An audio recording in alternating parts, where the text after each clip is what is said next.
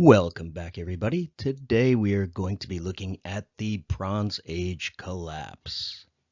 And we're going to be specifically looking at the period from 1250 to 900 BC. So grab a pen and paper, a tablet and keyboard, and let's get on our way. By the end of this lecture, you should be able to explain the factors contributing to the collapse of the Late Bronze Age, analyze the role of decentralized states and private trade networks in maintaining economic resilience, describe how iron tools and weapons transformed agriculture, warfare, and society, identify the contributions of smaller states like the Phoenicians and Arameans to trade, language, and technology, and connect the changes during this period to the rise of larger empires in the ancient Near East. As we're going to see, the Late Bronze Age is going to represent the apex of Bronze Age palace and temple economies. We're going to see that these palace economies are going to be very tightly intertwined, and that they're going to be used to support much of the monumental architecture of places like Egypt and Mesopotamia. And it's going to be these older and larger states that are going to facilitate these trade networks. But we're also going to see that this Bronze Age economy was relatively fragile and open to disruption, which is going to bring in some important changes. And so some of the themes that we'll be looking at is going to be the collapse and breakdown of the palace/temple economic systems. And we're going to see the first Dark Age being ushered in. This will be accompanied by the loss of centralized control, the disruption of trade, and the end of many of the Bronze Age states. But we'll see that resilience is also part of this story, because out of the chaos and turmoil are going to come new political organizations, advances in trade, and also in technology, as we shift to smaller, more flexible private trade networks. Okay, so for the past few lectures, our focus have been on the river valleys. And this isn't coincidental. These are the earliest and oldest civilizations and advanced states. They also would have made up about 70% of the population of the ancient Near East. So that means 7 out of every 10 people alive during the Bronze Age probably would have lived in Egypt or Mesopotamia, at least if they were in this part of the world. But other areas were growing increasingly important. These two empires, or states, if you want to call them that, were stimulating growth elsewhere. And many of these other places were borrowing technology from Egypt and Mesopotamia. They were imitating political structures, and many of these places were stimulated by trade from them. You can imagine that the kingdoms of Mesopotamia and the Pharaoh in Egypt had pretty large appetites for raw materials and luxury goods. And so some of these other places that we're going to see emerge really get their start by supplying these older centers. Now, just a note, many of these other places are engaged in what is called dry farming. That is, they don't use irrigated farming like they did on the River Valley civilization. So oftentimes they had to be innovative, and they weren't quite so reliant on large-scale mega agriculture like Mesopotamia and Egypt were, and so they were never quite as populous either. But They represent important developments. So the first place we're going to look at is Asia Minor, and that's that big peninsula that sticks out in the eastern the eastern Mediterranean. This area was stimulated by trade from Mesopotamia in particular. We have early records of Mesopotamian trade expeditions going up to this area, and some of the interest in this area had to do with the rich metal supplies. These metals included copper, silver, and even some access to tin, which were critical in making bronze and other luxury goods. The next place that we want to look at is called the Levant, and this would be the eastern coast of the Mediterranean. This was a very important place, not only for Mesopotamia, but also for Egypt.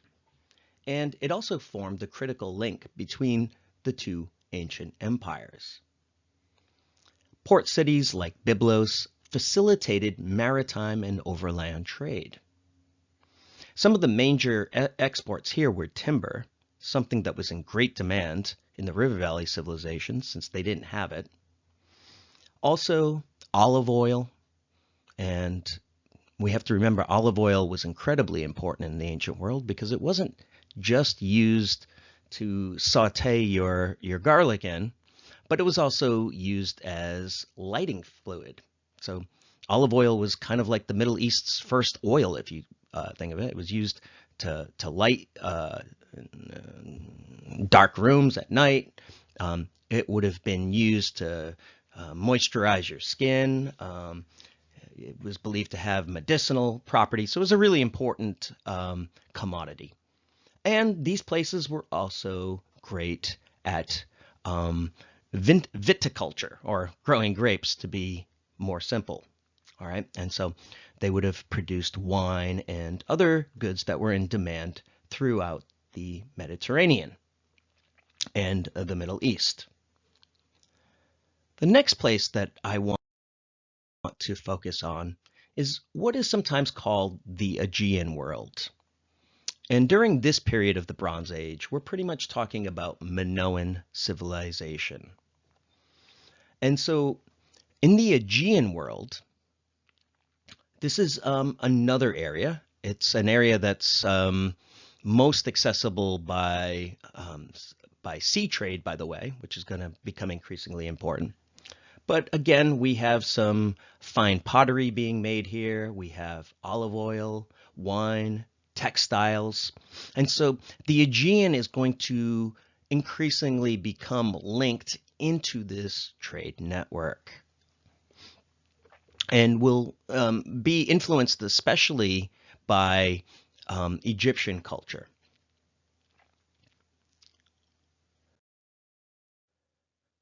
Finally, we've mentioned them before, but we should also mention Nubia. Nubia is going to be just south of Egypt, also on the Nile River Valley, and would be more or less contiguous with modern-day Sudan. And this was a very important area as well. They served as middlemen between Egypt and the rest of the Mediterranean and sub-Saharan Africa, which was a source of many prized commodities, such as gold, ivory, slaves, and other types of exotic woods.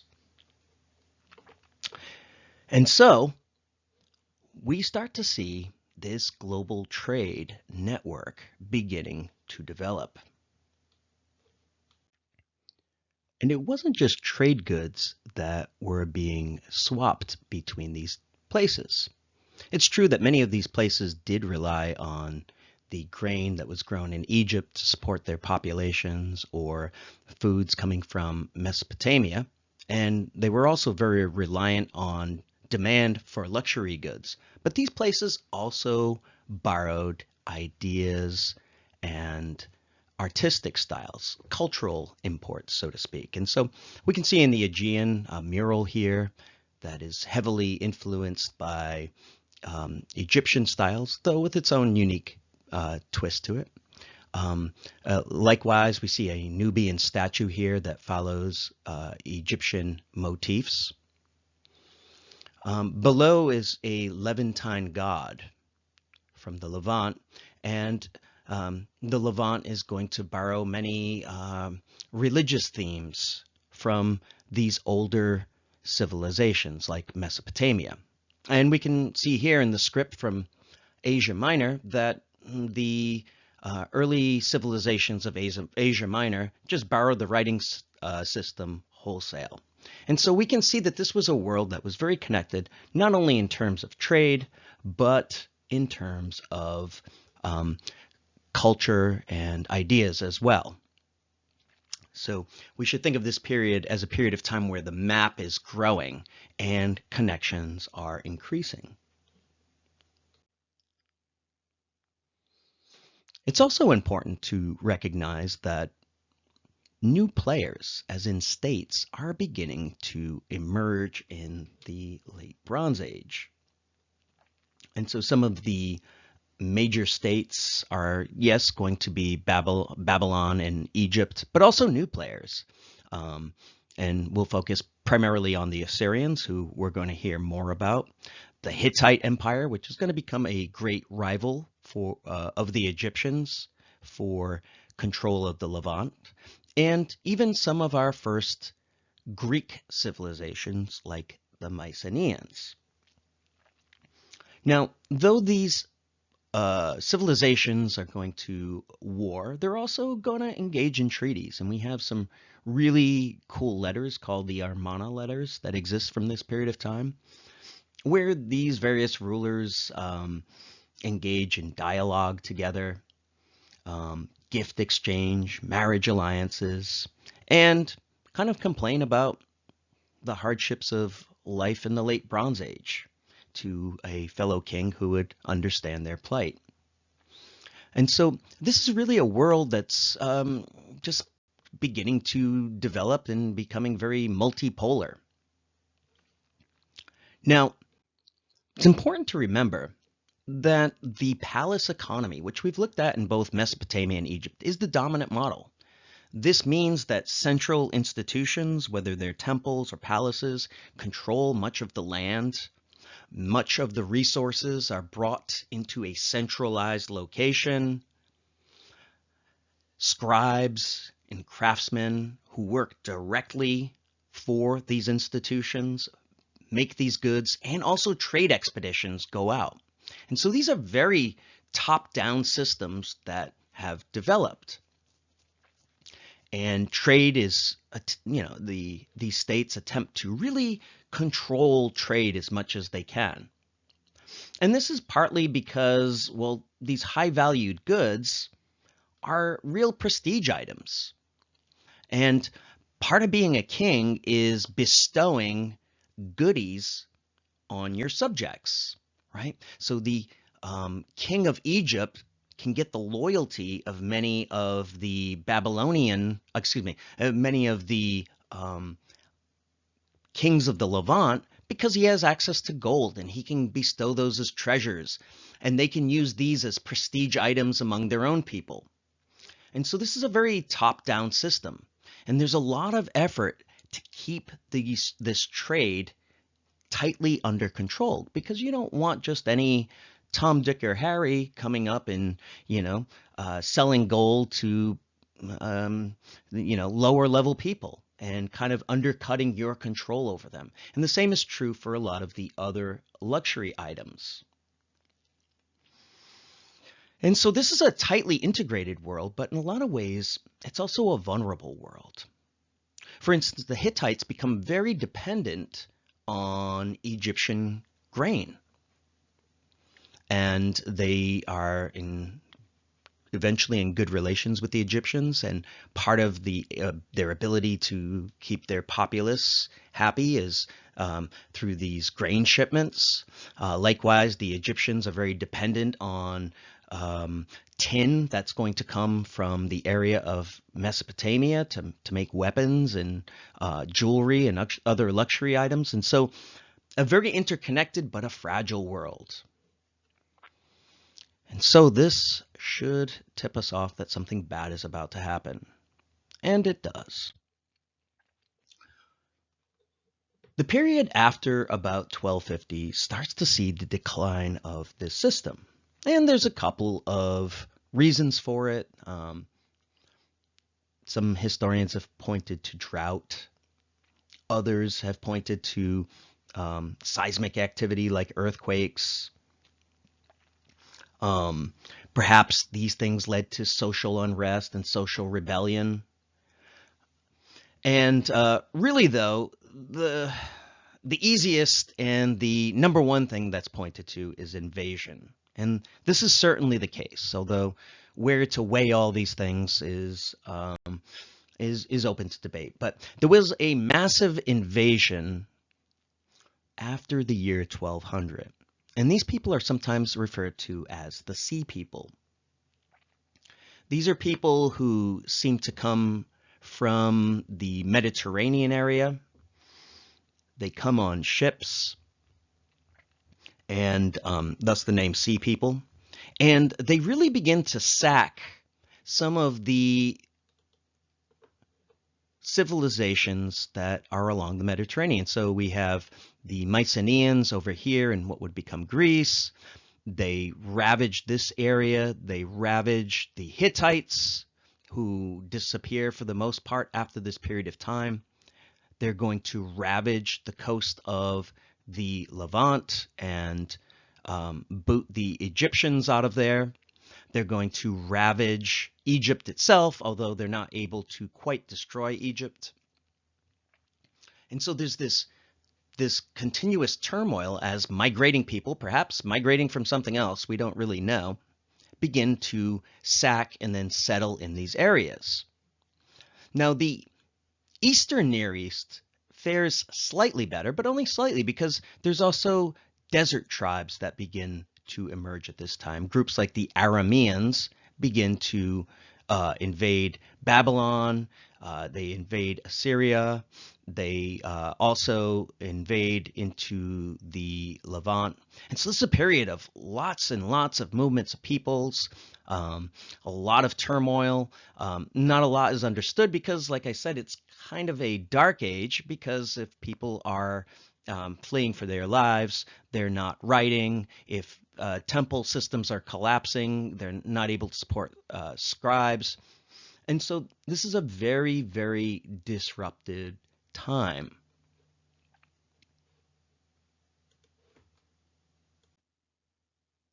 Now, what this is going to lead to is the great diminishment of these palace economies and these super centralized states that we had in the Bronze Age.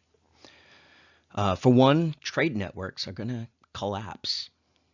And so a lot of the raw materials that are relatively scarce, like tin, are just not going to become available. And I think we've mentioned it, but tin is a critical ingredient in bronze, which is the main metal at the time.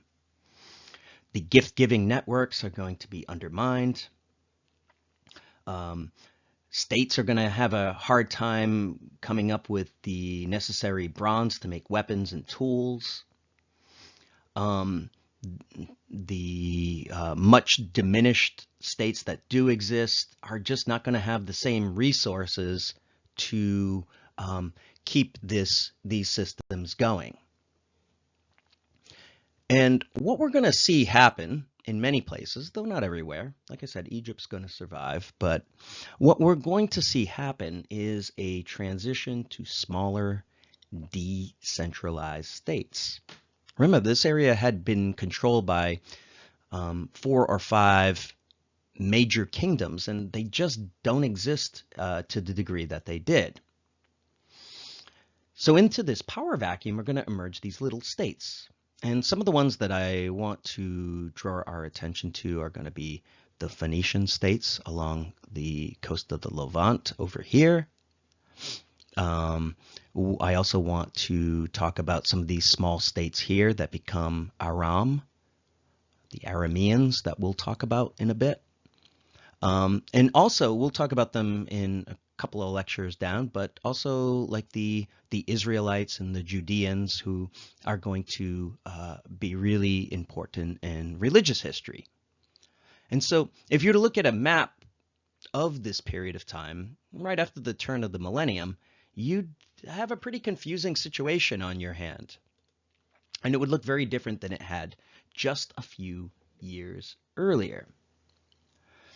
So while it sounds like a gigantic loss and terrible, in a lot of ways it was a case of creative destruction.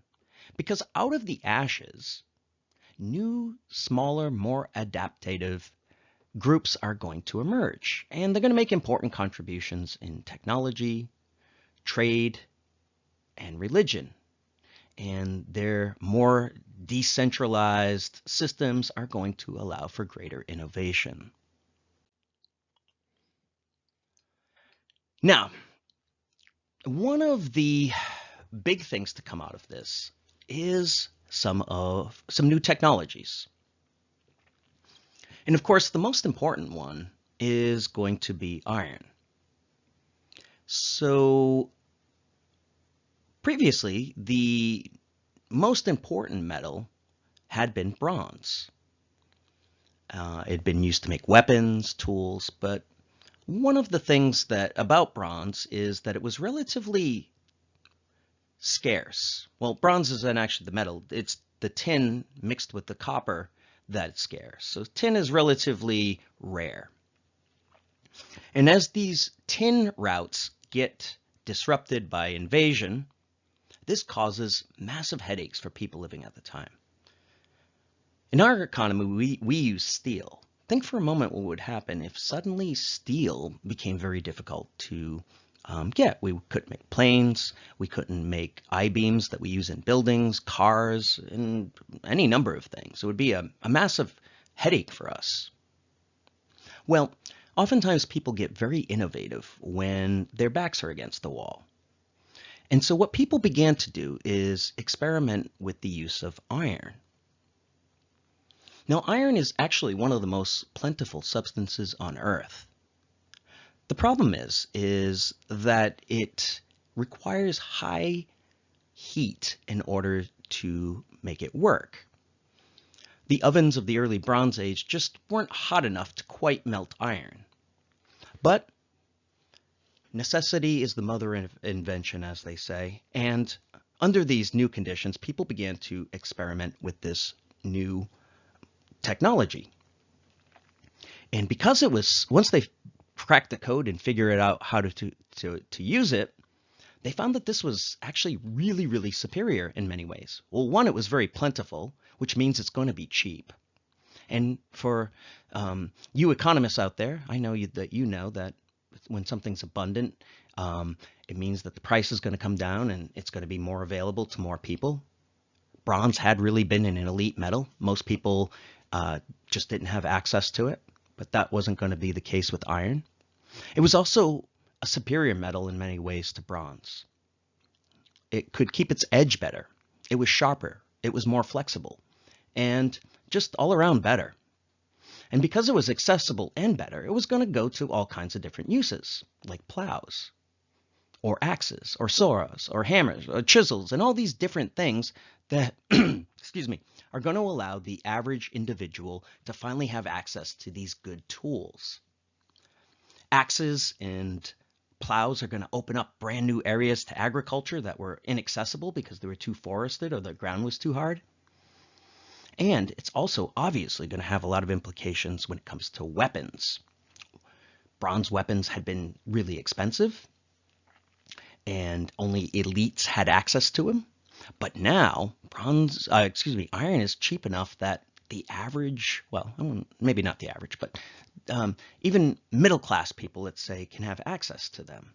And kings, when they do make their comeback, are going to be able to have larger and larger armies with these new weapons and give them an edge for those who adopt it, like the Assyrians, who we'll be looking at in our next lecture.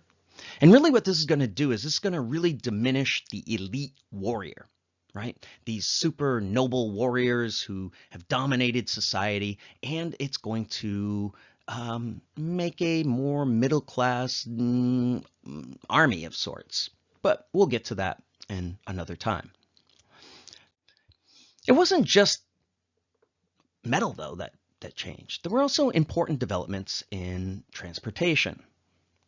For example, galleys, these ships that are rowed by that are partly rowed by people and partly use sails, they became much better than their Bronze Age predecessors. These were sturdier ships. They were able to carry goods. They were able to move fast. They were able to handle the currents and the power of the Mediterranean much better. They could be outfitted for war. And people also began to experiment with navigating by using the stars. Another new development was the use of camels. That's right, the humble camel. A really important development, though, especially in an area like the Middle East where there's a lot of deserts. Routes had been very circuitous, as you had to follow rivers before. But with the advent of the camel, well, camels, well, they, as we all know, they're really designed to operate in desert environments. They're strong, they're fast, and they can carry a lot of goods. This is going to shorten routes, and it's even going to open up whole new places that were previously inaccessible. Okay, so much for the technology. What about some of these new, smaller states? And I want to point to two in particular. The first is going to be Phoenicia, that is along the coast of the Levant, kind of modern-day Lebanon. And the other one is Aram, and this is like modern-day Syria. These are two of the small states I pointed to earlier. And they're going to make some really important contributions. Let's talk about the Phoenicians. So the Phoenicians are based along this Levantine coast, as I said. And what they're going to do is they're going to use their technology of the galley to go out and explore the Mediterranean. All right, so the Western Mediterranean, well, there were people that lived there, but they weren't really connected to the Near East. And it's going to be the Phoenicians that go out to trade. They're looking for markets. They're looking for raw materials. And they're going to settle this coast of North Africa. They're going to settle in Sicily. They're going to settle in some of the islands around Italy, and even as far as Spain and Portugal. As a matter of fact, some people think that the Phoenicians actually went into the Atlantic and maybe beyond, but that's not well documented. So these people are going to be phenomenal traders and colonizers. They're going to set up colonies and really bring these areas into the Near Eastern orbit, the Western Mediterranean, right? They have this purple dye that they make, which they've cornered the market on. They developed glass as one of their inventions. They're really such really creative people. I like the Phoenicians a lot. And you'll notice there's these weird symbols on the screen. And that's because the Phoenicians, being traders and wanting to keep track of goods and services, but maybe not wanting to spend 20 years learning cuneiform or hieroglyphics, developed the alphabet, the ancestor of the alphabet that we used. As a matter of fact, you may know of some styles of learning to read and write that they call phonetics. Well, that comes from Phoenicia. And you can see, now it's important to realize that the Phoenicians wrote from right to left, but you can even see where the word alphabet comes from. It comes from the first two letters of the Phoenician alphabet, bet. All right, and that's all it is. And so this simplified 22-letter alphabet was going to make reading relatively easy. It was going to open up literacy to a much larger segment of the population. And it wasn't going to be just the privilege of those elite scribes that work in the temple complexes anymore. And this is going to have really big effects. Well, what about their neighbors, the Arameans? Remember, the Arameans are based out of Syria. All right, Syria up around here. The city of Damascus is one of their capitals. And they're also going to be super important. So while their neighbors on the coast were exploring new areas in the ocean, the Arameans are going to use the camel to do likewise. But their sea is going to be the desert. It's going to be the Arameans who become the new traders, the new middlemen of this new economy that's developing. And they're going to send trade expeditions out to older areas, but even pioneer new areas like Arabia, which had previously been pretty inaccessible excuse me, because of the desert-like conditions. And so they're going to set up little trade nodes all across the Middle East. Anywhere you go, any city you go, you can probably find Aramean traders. Excuse me.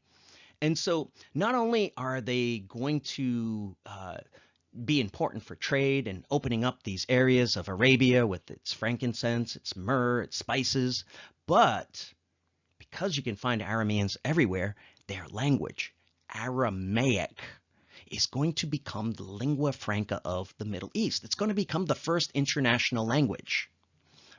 And so for this world that's going to get smaller and smaller, it's going to be the Aramaic language that is going to become people's first or at least their second language. When empires are going to want to communicate, when states are going to want to communicate, they're going to most likely do it in Aramaic because people can understand it. And so between the alphabet and Aramaic, we kind of have this new world of communications beginning to develop. And it's thanks in part to these new, smaller states. And so the new political order that is going to take place is going to revolve around these small states. It's going to largely replace these centralized bureaucracies that have been controlling trade and controlling production through the Bronze Age. And even when bigger states come back, they're going to not really have that same type of centralized control anymore. They're going to leave the market to the traders and the manufacturers, and they'll just tax it and, buy the stuff from them, but they're not going to control it in the same way. And there's going to be a really big shift in other ways as well. A shift away from the palace to this merchant elite, which are going to become increasingly important.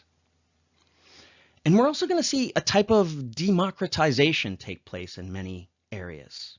And this is important too.